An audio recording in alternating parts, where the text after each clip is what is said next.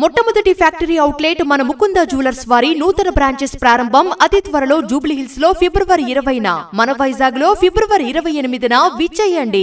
Hyderabad metropolitan ప్రాంతాన్ని 2034 నాటికి net zero నగరంగా తీర్చిదిద్దుతామని ముఖ్యమంత్రి రేవంత్ రెడ్డి స్పష్టం చేశారు. కోర్ అర్బన్ రీజియన్లో వచ్చే 5 ఏళ్లలో పరిశ్రమలు ఉండబోవని వెల్లడించారు. హరిత ఇంధనం ప్రపంచ పరిరక్షణకు లాభదాయకమని, తెలంగాణలో అందుకు అధిక ప్రాధాన్యమిస్తున్నట్లు వివరించారు.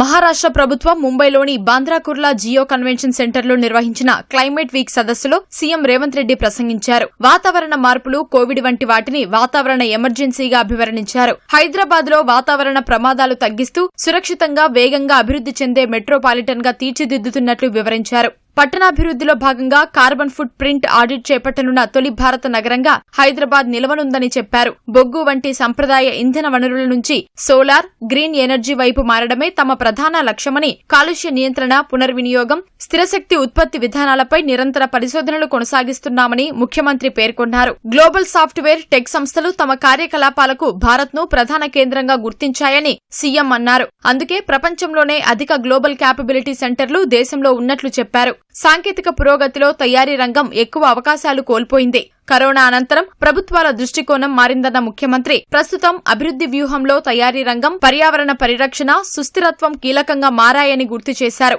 భవిష్యత్ అభివృద్ధికి ఆర్థిక వ్యవస్థ, పర్యావరణం, విద్య, నైపుణ్యాలు, వనరులు, ఉపాధి ప్రధాన స్తంభాలుగా నిలుస్తాయని చెప్పుకొచ్చారు. వ్యూహాత్మక అభివృద్ధిలో భాగంగా రాష్ట్రాన్ని క్యూర్, ప్యూర్, రేర్ జోన్లుగా విభజించినట్లు ముఖ్యమంత్రి వివరించారు. ఈ ప్రాంతాన్ని దేశంలోనే అతిపెద్ద తయారీ కేంద్రంగా అభివృద్ధి చేసి చైనాకు ప్రత్యామ్నాయంగా నిలబెట్టడమే లక్ష్యమని చెప్పుకొచ్చారు.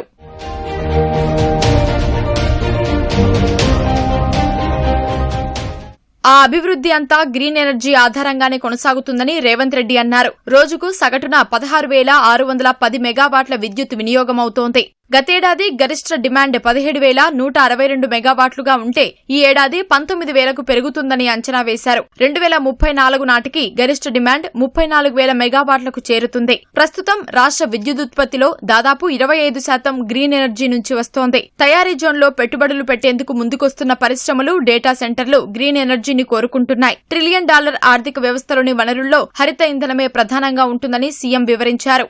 రాష్ట్రంలోని 3 జోన్లలోనూ కాలుష్య నివారణకు తోడ్పడేలా పర్యావరణ హిత విధానాలను అవలంబిస్తున్నట్లు రేవంత్ తెలిపారు. హైదరాబాద్ క్యూర్ ప్రాంతంలో ఎలక్ట్రిక్ వాహనాలపై పన్నులు తొలగించినట్లు చెప్పిన ఆయన పెట్టుబడుల కోసం ముందుకు వచ్చిన ఈవీ తయారీ సంస్థలతో చర్చలు కొనసాగుతున్నట్లు పేర్కొన్నారు. ప్రజా రవాణా వ్యవస్థను పర్యావరణ హితంగా మార్చేందుకు 2 లక్షలకు పైగా ఆటో రిక్షాలను రెట్రోఫిట్ చేస్తున్నట్లు చెప్పుకొచ్చారు. ఆర్టీసీలో 3,500కి పైగా విద్యుత్ బస్సులను ప్రవేశపెట్టినట్లు వివరించారు. హైదరాబాద్ మెట్రో రైల్ మార్గాన్ని ప్రస్తుత 71 కిలోమీటర్ల నుంచి 200 కిలోమీటర్లకు పైగా విస్తరించే చర్యలు కొనసాగుతున్నాయన్నారని తెలిపారు. పరిశ్రమలను కోర్ అర్బన్ ప్రాంతం నుంచి పెరి అర్బన్ జోన్లకి తరలిస్తున్నట్లు పేర్కొన్నారు. పర్యావరణ పరిరక్షణలో భాగంగా మూసీనది పునరుద్ధరణ, సరస్సులు, చెరువుల సంరక్షణ, వాటర్ గ్రిడ్, వనరుల నిర్వహణకి పక్కాగా ప్రణాళికలు రూపొందించినట్లు రేవంత్ చెప్పారు. హైడ్రాలో పర్యావరణ రక్షణ కోసం ప్రత్యేక పోలీసు దళాన్ని ఏర్పాటు చేశామని రేవంత్ రెడ్డి తెలిపారు.